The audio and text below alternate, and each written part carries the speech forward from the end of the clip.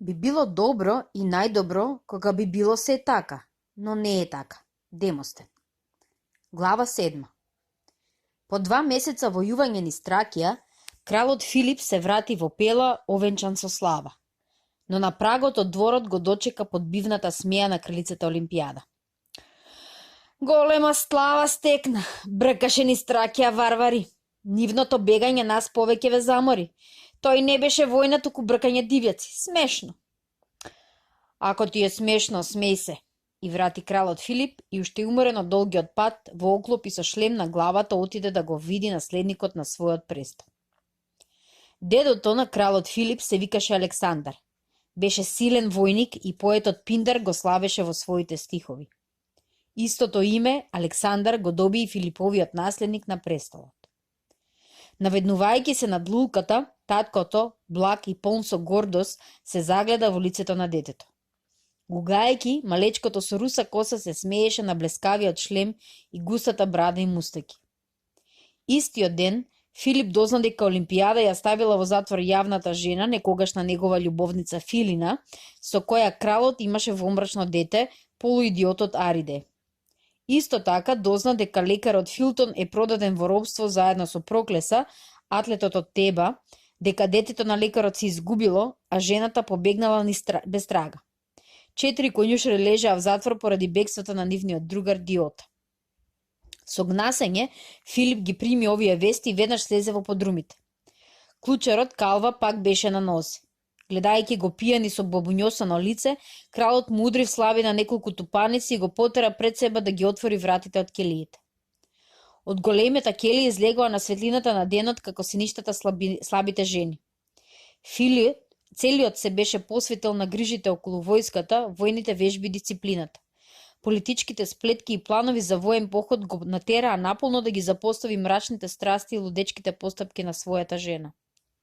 Неколку дена подоцна, во градината беше најден питонот со столчена глава, а преку 20 смокови беа изумреле отруени во шталата. На кралицата не и појде од рака да дознае кој го направил тоа, но беше уверена дека Филип е иницијатор и главен виновник за смртта на незиниот љубимец и безопасните питоми смокови.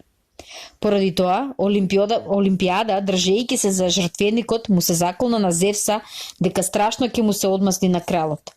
Меѓутоа, четворицата коњушари што ги пушти Филип од затворот добија слобода, побараа да им се плати наемнината и веднаш го напуштија градот.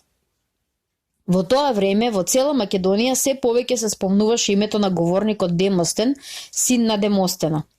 Филиповите шпиони се вратија од Атина и донесоа вести што внесоа збрка меѓу офицерите на целата македонска војска. Шпионите соопштија дека Демостен никако не ја напушта борбата против Филипа. Ни една кралска постапка не може да помине, а тој да не ја изнесе пред јавноста и наполно да ја расклинка. Секој чекор на кралот Филип, славниот говорник го осудуваше. Одвратен демагог, шкртна со забите Филип, подмолно куче, о, кога би дале боговите да ми падне в раце. Распалувајќи ги страстите на атинањаните и другите елини, Демостен дотера до таму што речиси цела Елада сметаше за својата света должност да се фати за оружје против македонците.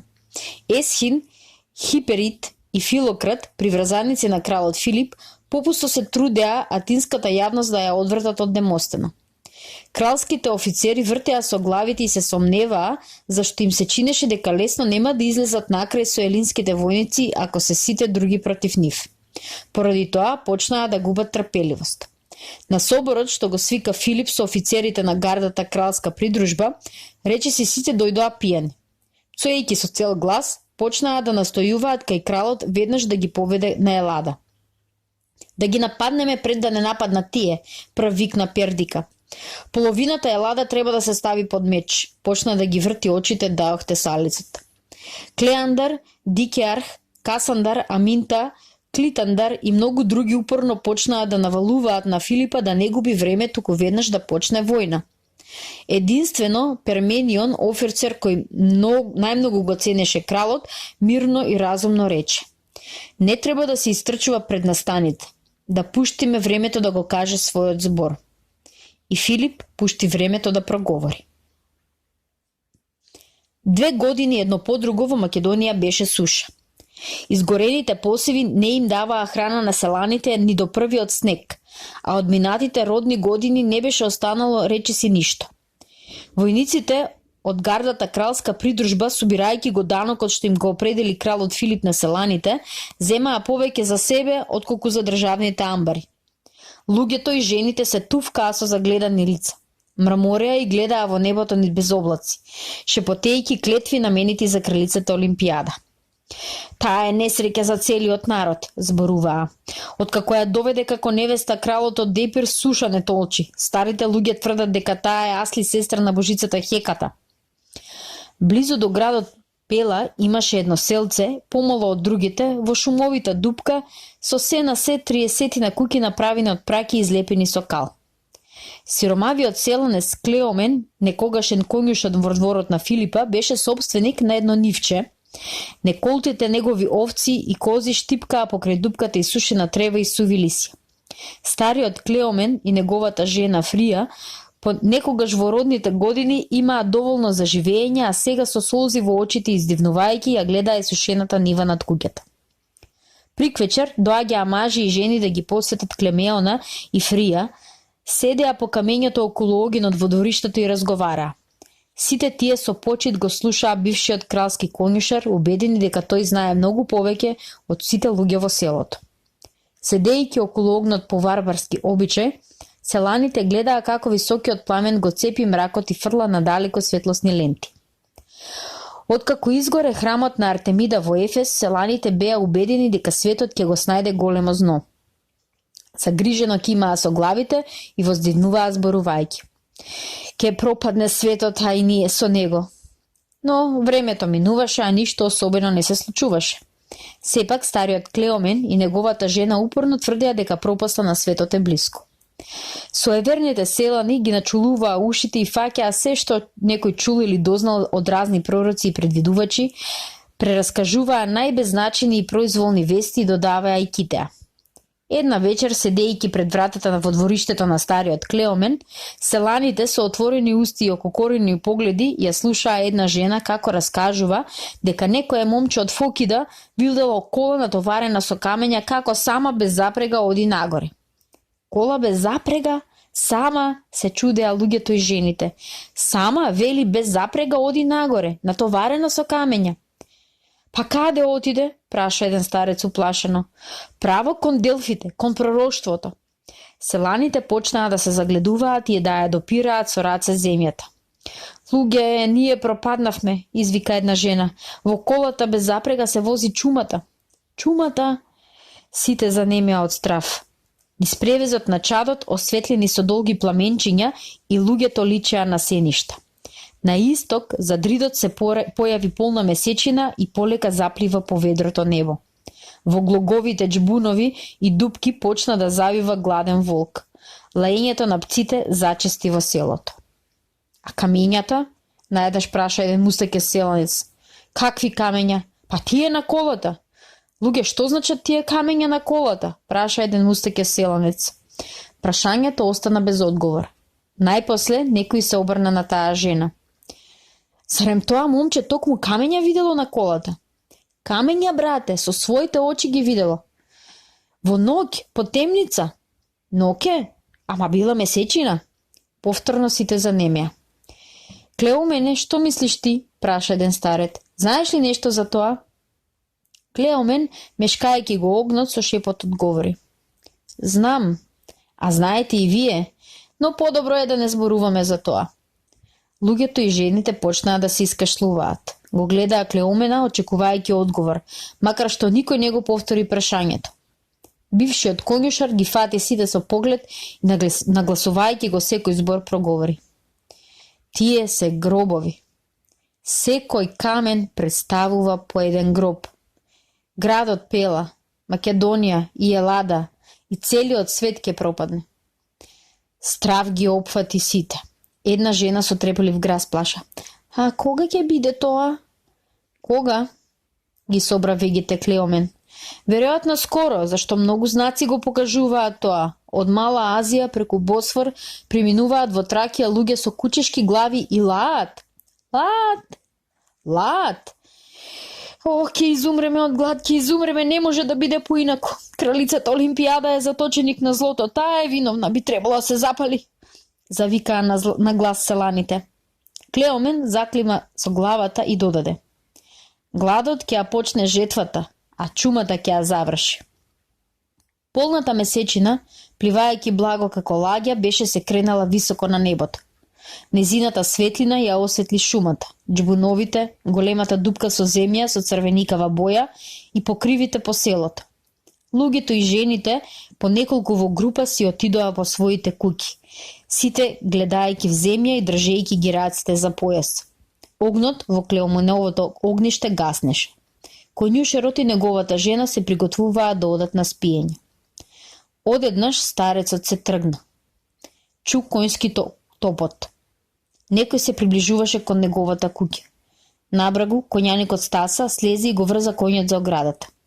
Коњушерот догледа жена завиткана во црна наметка. Кој си? Праша Клеомен. Не плаши се, јас сум дворјанката Доротеја. Пушти ме во куќата и запали светло. Клеомен забележа дека жената држи дете завиткано во наметка. Фрија, занемена од страф и чудо, гледаше во дворјанката не осмелувајќи се да приде. Но Клеомен, откако ја позна Доротеја, мирно рече: Ти си ако, а тоа дете? Ви го донесов вам да го чувате и гледате како свое. Убаво, одговори селанецот. А со што ќе го храниме? Немаме ни ние двајцата што да јадиме. Суша не уби. Се е исушено, се е изгорено. Ке умреме од глад и чума. Доротеја одмавна со раката. Никој во оваа земја нема да умре од глад, рече. Кралот Филип се готви да ги отвори дворските амбари. Тој ќе ви даде храна до новата жетва. Нека Зевс го опамети, шепна Фрија. Дворјанката и го предаде детето, ја симна бочвата од конјот, па и неа и ја подаде на саланката. Овде имаш, рече, аливца и пелени за детето. Тоа ќе биде доста за прво време. Во собата, кон светилката, Доротеја изброја 40 златници и му ги предаде на Клеомен. Светилката ги осветлуваше златните пари и светнатите очи на селанецот и неговата жена. Детето е машко. Името му е Клит, рече дворјанката. Клит. Син, нека. Засека нека биде син Дропидов. Никој не смее да знае дека сум го донела овде. Ќе кажете дека ова дете сте го зеле од своите роднини, што живеат некаде во Тракија. Во таа приказна секој ќе поверува, барем за прво време, а потоа никој нема ни да прашува. Тоа е наша работа, рече селанецот и ги собра со дланка парите од масата во една зобница. Доротеја го бакна детето, кое спиеше и на тргнување рече: Ке доаѓам понекогаш да го посетам, а вие чувајте го како свое. Внимавајте, ако дознае кралицата дека сум го донесла овде, свршено е со него и со вас и со мене. Тоа е веќе наша грижа, мирно рече Клеомен. Детето е наше, сме го добиле од роднините од Тракија. Што има тука чудно? Доротеја го јавна конјот и замина во кас. Старецот и се обрна на Фрија. Што велиш, бабо? Сега веќе нема да умреме од глад. Кралот Филип 2 години ја јакнеше војската и ги зацврстуваше станиците долж границата со Елада. Македонската војска, растурена по Тракија, стаса до Бизант на Пропонтида, закнувајќи се да го заземе градот. Тираните од островот Евбеа скришно стапија во врска со Филипа и најскоро македонската војска го зазеде градот, ширејќи се како во своја земја.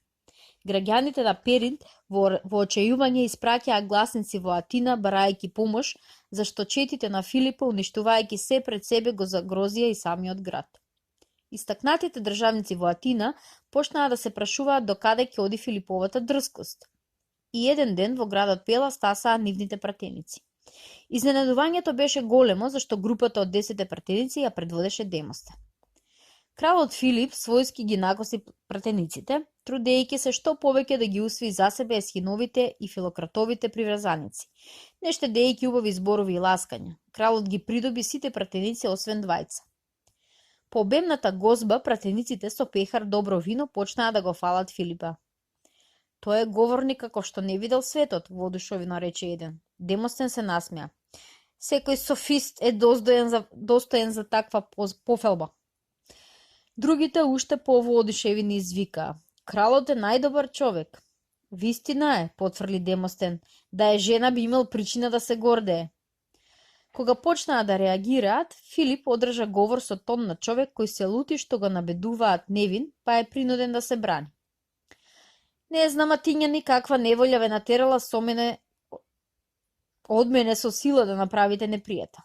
Не одрекувам дека Атина отсекош била центар на знаењата и напредокот, но со какво право вие оттаму веќе со години мојата држава ја нарекувате варварска земја, а мене варварски главатар?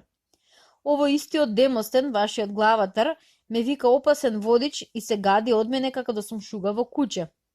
Со што ние македонците сме заслужиле таков презир? Зарем славата на вашите предци до таа мера ви ги надула срцата? Дали сметате дека ќе станете подобри ако ги понижувате другите?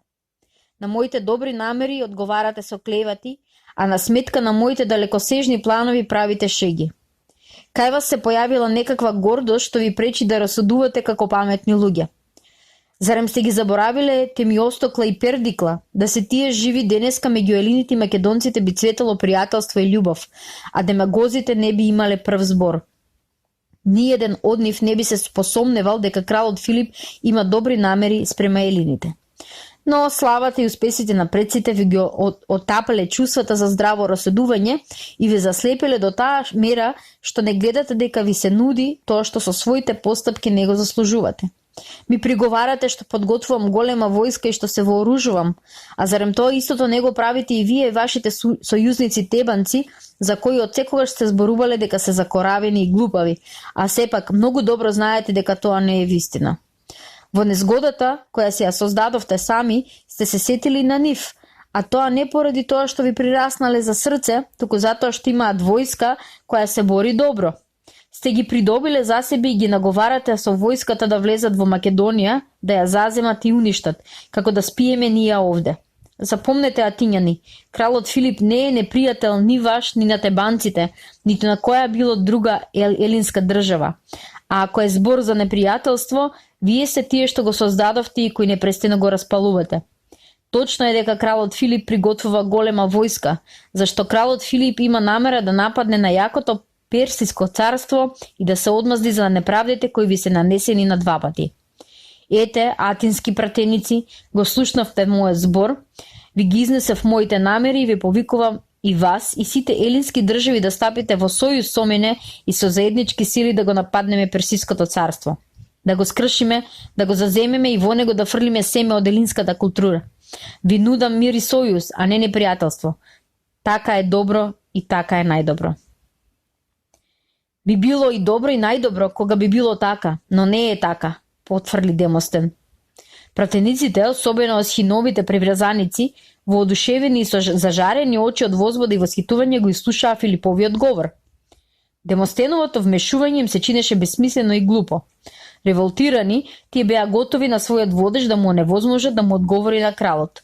Наспроти тоа, Демостен проговори.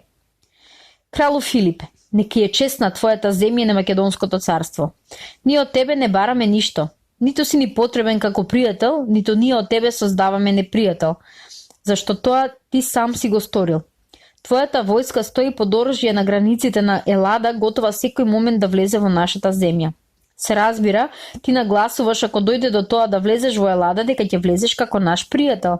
Но нам ни е добро познато што значи вооружена војска на туѓа земја. Сигурно замислуваш од нас да направиш срекни робови. Не, ние не сакаме да бидеме робови, дури ни срекни. Секој од нас е начисто со тоа дека не се родил само за таткото и за мајката, туку и за татковината и ќе сака во секој момент да загине за незиното добро.